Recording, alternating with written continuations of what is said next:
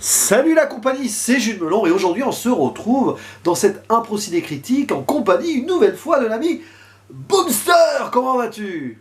Salut, ça va très bien et toi? Très très bien. Et bien l'autre jour, rappelle-toi, tu te souviens, hein, on a parlé de Memento. Oui, tout à fait, Voilà. je m'en rappelle. Et bien là aujourd'hui, en attendant Tenet, hein, qui sort le 26 août, là vraiment si tout va bien, il faudrait vraiment un cataclysme pour qu'il ne sorte pas, ou qu'il passe sur Disney+, mais là c'est pas possible. Nous allons parler du film sorti juste avant, en 2017, Dunkerque, son film de guerre, son film historique, avec au casting, alors pas forcément que des acteurs connus, il y en a certains qui sont très connus, genre Kenneth Branagh par exemple, Tom Cillian Hardy, Cillian Murphy, voilà, et alors aussi des jeunes tels que Harry Styles, et oui, One Direction, hein, Jack Lowden, Tom Glynn, Carney ou encore Fionn Whitehead, pour ne citer que cela, il y en a d'autres, hein. Parce que, de quoi parle ce Dunkerque? Eh ben, on est en début de Seconde Guerre mondiale, et il se passe quelque chose au niveau de Dunkerque qui est pas top, où des soldats sont pris au piège, et l'Angleterre, le Royaume-Uni, décide d'organiser l'opération Dynamo pour les évacuer. Sauf que c'est pas facile, et on va suivre le parcours de jeunes gens, surtout, qui vont essayer de s'en sortir, à travers trois points de vue différents, sur trois timelines différentes. Parce que oui, Nolan, même dans ce film, joue avec le temps. Ouais. Donc nous avons ce qui se passe au niveau de la plage, près de la jetée, où ça dure, je crois, une semaine, grosso modo.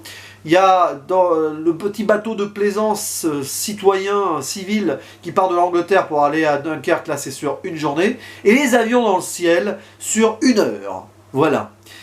Et tout ce petit monde va essayer d'avoir le même but, c'est-à-dire empêcher les Allemands de canarder les gens sur la plage et faciliter au maximum l'évacuation de beaucoup de soldats. Alors pas que britanniques, hein, il y avait de toutes les nationalités, mais en priorité britanniques. Voilà, ce qui avait fait couler un peu d'encre à l'époque. Et c'est un film qui est assez différent des films de Nolan, tout en étant avec la patte Nolan. Et qu'en penses-tu, mon cher ami, de ce Dunkerque? Alors, je n'aime pas Dunkerque. Ah, Je l'ai vu une fois en salle, une fois avec des jeunes. Je faisais un séjour à Dunkerque sur l'opération Dynamo, donc forcément un soir on a visionné Dunkerque. très bien. Je l'avais pas trouvé mieux. Et là, bah écoute, je l'ai revu encore une fois et je crois que c'est la dernière fois de ma vie que je le verrai. Honnêtement, je crois vraiment que c'est la dernière fois de ma vie que je le verrai. Je n'ai jamais vu un film d'une heure et demie qui me paraissait aussi long. J'ai l'impression qu'il dure 2 heures et demie ce film. Il y a peu de rythme. On est sans cesse dans un suspens avec des scènes d'action qui se succèdent mais qui n'ont pas réellement de consistance. Et pourquoi ces scènes d'action n'ont pas de consistance? Parce que les personnages n'en ont pas. Parce que bon, je pense que tu le sais et que tous les gens qui regardent la vidéo sont au courant. Christopher Nolan a voulu désincarner ces personnages au maximum, Ouais. histoire de nous concentrer uniquement sur l'action. Et il a déjà déclaré à plusieurs reprises, enfin je ne le cite pas, mais il dit à peu près que on n'a pas besoin de connaître un personnage pour avoir envie qu'il survive. Sauf que l'expérience prouve que si, en fait, parce que moi je ne m'attache à aucun personnage, Ouais.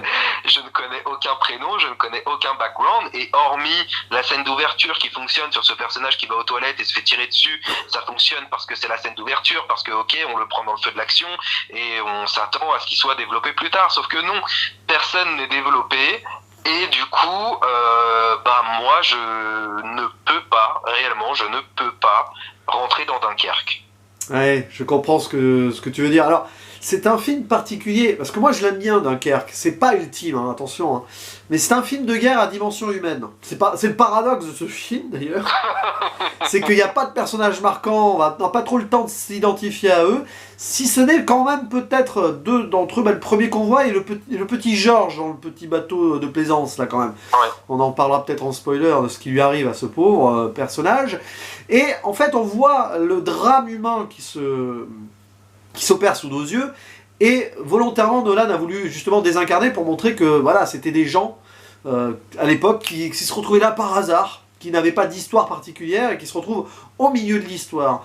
Et ça, c'est assez fort. C'est un parti pris compliqué parce qu'il a voulu faire trois points de vue. Il aurait fait le même film avec que le point de vue sur la plage, là, la jetée, le bateau. Peut-être que ça aurait mieux fonctionné en soi. en se concentrant sur les 3 principaux là, de l'axe plage, jetée et tout. Mais il a voulu aussi montrer que les héros donc de guerre étaient partout, que ce soit sur le plan militaire ou sur le plan civil. C'est ambitieux en soi. Et c'est vrai qu'en 1h30, 1h45, je crois qu'il fait quand même le film. Hein. 1h45 Ah, à peu près. Ouais. D'accord. C'est ambitieux parce que en fait, ce genre de truc aurait fonctionné tu sais, en mini-série. Oui. En développant un peu plus les choses. Et là, ça part dans tous les sens. Par contre, ce film, c'est l'archétype même de la course contre la montre. Et ça, Nolan, il aime bien aussi nous le montrer. Voilà. Le temps qui s'écoule. Et qui s'écoule de 3 façons différentes. J'ai trouvé ça assez original dans le film de guerre. Oui. On l'a jamais vu. Là, comme cette année, on a eu 1917 qui était original dans son plan séquence. C'est 2 films différents, mais les gens aiment bien les comparer, 1917 et Dunkerque. Oui, tout à fait. Voilà. Mais Et je les compare moi-même. ben, on les compare parce que c'est des films qui jouent sur la course contre la montre et le temps qui passe. Mais de façon différente. Et ce que j'aime bien là, c'est la course contre la montre. On sent que c'est haletant quand même. On essaie de mettre les pièces du puzzle dans le bon sens. C'est du Nolan, quoi. Mais dans le côté guerrier, on perd peut-être en certaines choses.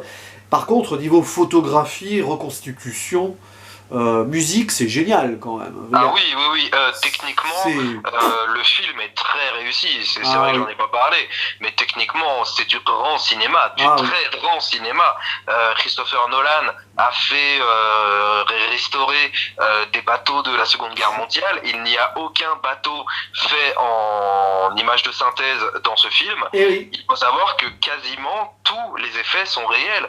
Et j'ai pas vu les making-of parce que bon, j'ai pas acheté le Blu-ray, mais je pense que s'il y a des effets visuels et des effets des CGI comme on dit, il y en a que sur 1 ou 2 plans parce que en plus j'ai pu discuter avec des Dunkerquois sur le tournage du film, etc., avec un bibliothécaire qui travaille à Dunkerque, et il m'a dit que effectivement à chaque fois il y avait 2 ou 3 hélicos qui venaient, qui filmaient les avions, et les avions faisaient leur chorégraphie de combat, etc., et que le tournage a duré pendant 4 ou 5 mois, enfin quelque chose de très très grand, de très ambitieux, et surtout de réel, comme on le sait chez Nolan, qui prend son parti pris de filmer en réel, en pellicule, et le moins d'effets spéciaux possible.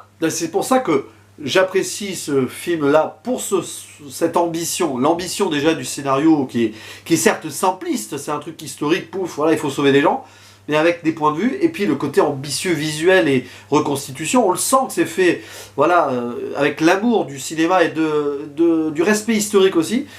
Et c'est fort, voilà, beaucoup de gens critiquent Nolan, oui, c'est pas le meilleur réalisateur du monde et tout, mais au moins sur le plan humain et quand il se donne à fond dans un truc, il le fait vraiment jusqu'au bout, quoi. Donc là-dessus, c'est l'un des plus beaux films sur le plan visuel et reconstitution qui a été fait ces dernières années. Après, évidemment, l'histoire, je pense que, franchement, clairement, Nolan, l'histoire, c'est pas qu'il s'en fiche, au contraire, l'histoire avec un grand H, très importante pour lui, l'histoire avec un petit H du film, c'était secondaire. Lui, il a voulu faire peut-être une démonstration visuelle, c'est peut-être un défaut en soi, avec ce côté difficile de la guerre qui est très bien retranscrit ici. Alors il manque quelque chose peut-être, il manque quelque chose pour faire de ce film, je sais pas, moi, je dis n'importe quoi, il faut sauver le soldat Ryan, ou je sais pas, des exemples comme ça. C'est peut-être un peu froid par moment. C'est ça, en fait, moi j'ai... Excuse-moi de te couper, pardon, vas-y, termine. Non, mais c'est ça, c'est peut-être un peu froid, et je peux comprendre du coup qu'on passe à côté. Moi, premier visionnage, j'étais là, oui, c'est vraiment beau. Le deuxième, j'ai vu des trucs en plus, mais je vais pas changer mon appréciation finale pour autant. C'est très beau, c'est un film à voir au cinéma aussi, ça, clairement, hein. Enfin, ça veut rien dire ce que je dis, mais sur grand écran, voilà, quoi, ça explose. Ouais. Mais c'est très réaliste, voilà, c'est le mot que je cherchais, c'est réaliste et grave à la fois, et j'aime bien qu'on s'intéresse à des petites gens comme ça, vraiment, qui ont aucune trace exacte dans l'histoire. Les héros sont multiples, c'est pas une personne en particulier, c'est plein de gens, c'est pour ça qu'ils sont désincarnés, les personnages. Bien sûr, je suis complètement d'accord avec toi, et je pense que ça peut fonctionner, mais je saurais pas dire pourquoi là réellement ça fonctionne pas. Tu vois, c'est un peu comme Midway de Roland Emmerich, sorti aussi en 2019, je crois. Roland Emmerich a essayé vraiment de détacher complètement l'histoire des personnages enfin, les personnages font l'histoire, mais on n'est pas attaché à eux, on leur donne pas une grande personnalité, on leur donne pas un background, on leur donne pas vraiment de nom, etc. Ouais. Et Nolan, j'ai l'impression qu'en fait, il a tenté de faire ça, et que, bah, pour Midway comme pour Dunkerque, bah ça fonctionne pas trop. Moi, ça m'empêche de rentrer dans le film, alors que effectivement, on est devant un film choral avec plein de petits personnages qui ensemble vont réussir à atteindre un but commun. C'est fort comme histoire en général, comme tu dis, les petites gens.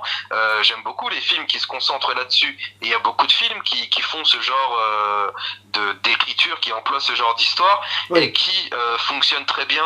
Par exemple, Independence Day. Oui. C'est tout bête à dire, mais Independence Day, c'est plein de petits personnages qui vont tous faire à leur petite échelle, mais à la fin, on va réussir à battre les aliens grâce à tout le monde. Ouais. Et Dunkerque, c'est un peu ça. Sauf que là où Independence Day rend ses personnages attachants, leur donne des traits de personnalité, ajoute un petit peu d'humour et ajoute du drame quand on apprend ce qui leur arrive et qu'il leur arrive des choses qui sont pas sympas, bah Nolan, j'ai l'impression qu'il y a une vitre entre les acteurs et la caméra, quoi. Ouais, il manque un fil rouge peut-être, enfin un fil rouge, quelque chose, mais peut-être on va passer à la zone spoiler là pour donner 2-3 exemples Ouais. rapidement. Alors, attention, spoiler. Je parlais du personnage de George. Alors, George c'est le petit là qui vient au dernier moment dans le bateau Oui. civil, là, le bateau de plaisance, qui vient motiver et tout, et qui le pauvre va devenir aveugle et crever. Ouais. Terrible destin. Tu vois, ça c'est le Ouais. genre de personnage dans beaucoup de films où finalement il aurait eu une happy end et tout. Là non, c'est terrible. C'est le personnage limite auquel on s'attache le plus dans le début du film et c'est celui qui va disparaître. Moi j'ai trouvé ça très poignant quand même. C'est osé de faire ça, dans un sens. Oui, je suis assez d'accord. Je crois que c'est la seule chose du film qui m'a un petit peu touché. Et encore, sans réellement m'émouvoir. Ouais. Mais oui, effectivement, ça fonctionne bien parce que tu vois ce père qui va essayer d'aider les gens, d'aider d'autres à survivre en les prenant sur son petit bateau qui peut accueillir quoi, 8 personnes maximales. Et en fait, c'est lui, du coup, qui vient pour aider, qui va perdre ce qu'il aime le plus. Et ça, je trouve ça super intéressant dans le film. Il y a une autre scène qui fonctionne beaucoup chez moi. C'est la scène où le pilote d'avion va se noyer. Oui.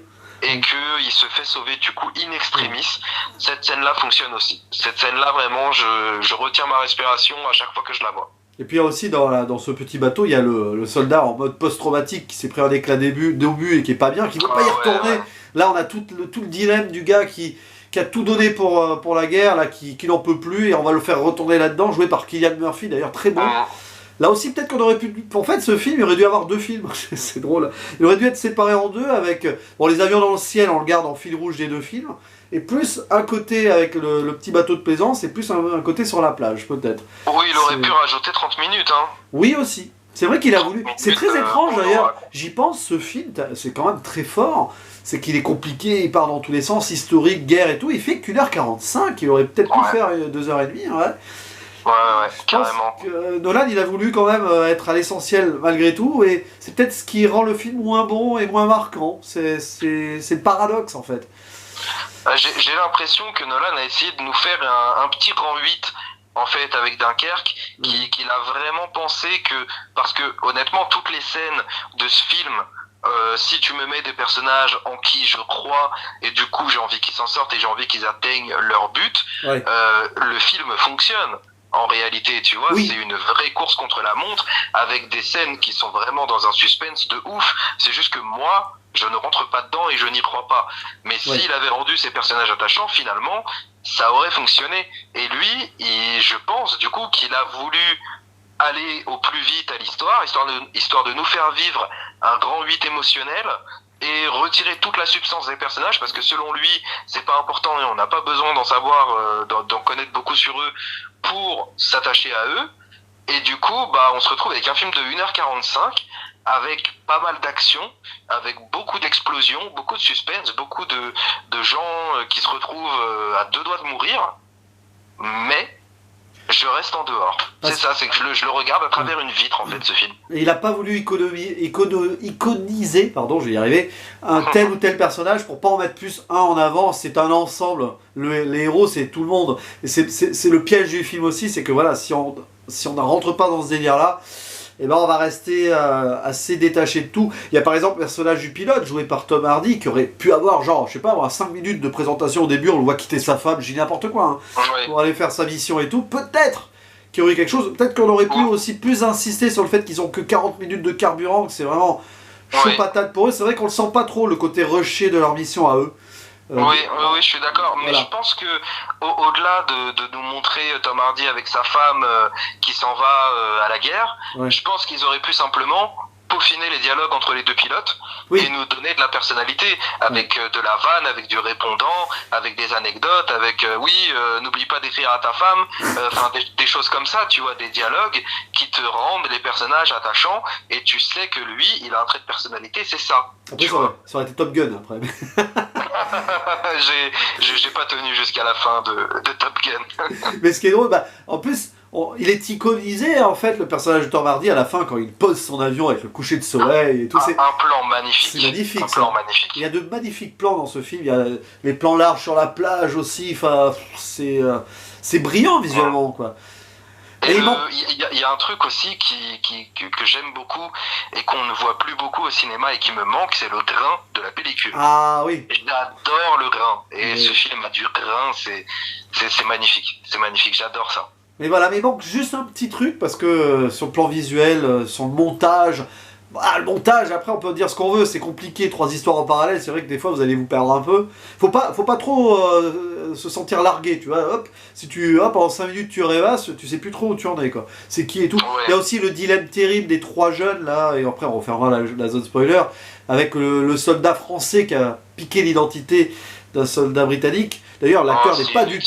Oui, puis l'acteur n'est pas du tout français. Ils auraient dû prendre un vrai acteur français, de faire parler français à ce moment-là. C'est un peu dommage. Là. C'est une petite paresse de casting. C'est un Gallois qui joue le.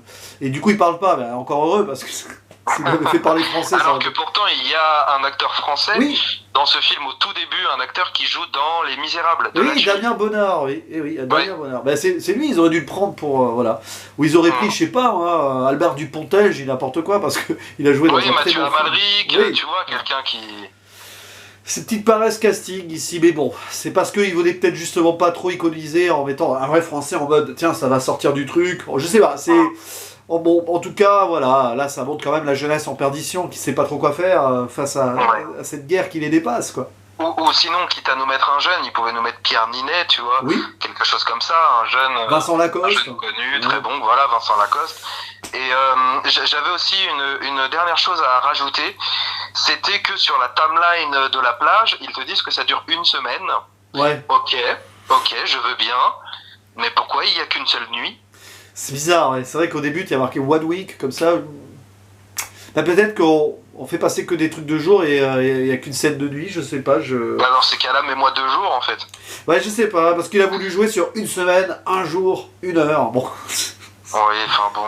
Voilà, il a dû prendre des petites libertés scénaristiques aussi, mais peut-être que l'histoire a duré. Enfin, on le voit pas trop. Mais c'est vrai que le temps qui s'écoule, on le voit pas vraiment exactement. On voit le coup de temps rebours. Et puis c'est pas utile en fait. J'ai l'impression qu'il s'est un peu, excuse-moi du terme, un peu masturbé. En disant regardez, je fais des super timelines et mes films se recoupent et tout. Sauf que là, c'est pas Memento en fait. Oui. Et il y avait pas besoin de ça. Putain, le commandant de la Royal Navy, là, je veux bien, il sert pas à grand chose non plus. Bon, Kenneth Branagh qui joue bien, mais voilà, c'est toujours mieux que ce qu'il nous a fait cette année en réalisation, c'est-à-dire Artemis Fowl. Mais bon, on va pas. J'ai pas vu, j'ai tenu 5 minutes et je suis pas allé au bout. J'ai pas envie de tirer sur une ambulance à nouveau. En tout cas, on referme la zone spoiler. Vous l'avez compris, il y a le personnage de Mark Rylance, aussi très bon acteur, voilà, qu'on a pu voir dans Le Bon Gros Géant. Bon, c'est pas son meilleur rôle, mais c'est pas grave. Mais bon, du coup, conclusion, si j'ai bien compris, pour toi, c'est l'un des moins bons de Nolan. C'est le moins bon film de Nolan. Comme je l'ai dit en intro, je pense que là, ça y est, je ne le reverrai plus jamais, en fait. Quand je me ferai des rétrospectives, je le sauterai. Voilà, je suis pas fâché, mais assez déçu quand même que quelqu'un comme Christopher Nolan, qui a réussi à te faire des histoires aussi riches, avec des personnages aussi attachants, aussi marqués, que là, il se soit dit, on n'a pas besoin de connaître les personnages pour avoir peur pour eux. Ouais. Je ne comprends pas ce qui lui est passé par la tête à ce moment-là. Il a été au bout, il a fait son film, néanmoins, c'est pas un mauvais film, il y a de très belles images, de très beaux tableaux, des scènes d'action, un montage sonore, enfin voilà, et puis comme je l'ai dit, le grain de la pellicule, les plans, la composition, les éclairages, enfin, c'est un grand film. Néanmoins, moi je ne rentre pas dedans, je n'y arrive pas, c'était mon 3e visionnage et toujours pas. Donc voilà, moi je lui mettrais la note de... Ouais, allez, 5 sur 10. Ouais, je comprends.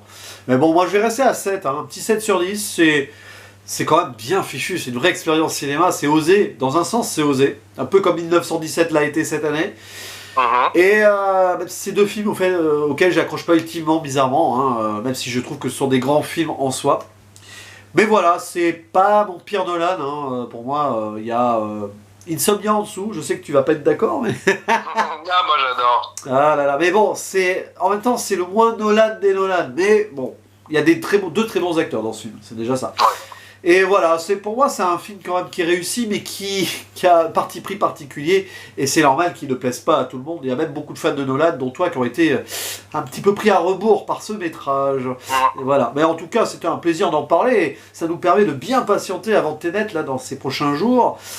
Et ben, merci beaucoup, hein, mon cher ami, et puis merci à toi, merci à toi. On se retrouvera bientôt pour d'autres aventures, que ce soit au-delà des Nolan ou de X-Men, on ne sait pas, le mystère reste entier. Peut-être autour du Marvel Cinematic Universe, qui sait. Oh, pourquoi pas, oui, si ça sort pas sur Disney+. Ah oui, c'est vrai, oh mon Dieu. Bon, bah ça on verra, c'est un autre débat. En tout cas, je te dis, et je dis à tout le monde d'ailleurs, à la prochaine. Ciao. Ciao.